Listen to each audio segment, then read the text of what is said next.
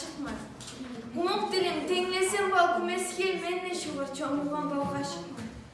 Kumuk dilim, ana dilim, can dilim, ahliliyim ben seninle büksüyemem. Yartı yurtu çaynap seni paravat söyleyenini görsem yanap yemem.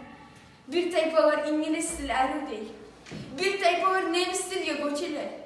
Bağdan tali ana dili partura başka dilde sırın olun çeçiler. Köp diller var söylemeye sülgenge. Kumuk dilden tügül lezzet almayman. Ana dilim uçuz edip yenildik başka dilini öğretmeye boğmayman. Kumuk mandım sana olan köpler var. Tek kumukça söylemeyler, bilmeyler. Köp dillerin arasından ayırıp ana dilini siylep kokka çiğmeyler. Get degenine olur geldi banlaylar. Gel degenge bir sabamı geteler. Ana dilini san etmeygen tayfalar unutmasın. Özlerini yereteler. Yetti atam kumuk dilde söyleyen. Yetti anam kumuk dilini kovgagan. Birincileyin men avatım alganına yakşı yolu. Kumuk dilde yaragan.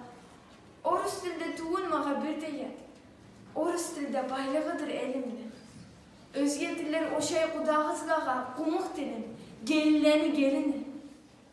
Kumuk dilim naziktedir, süzükte. Başınızını ağırttırıp neteyim.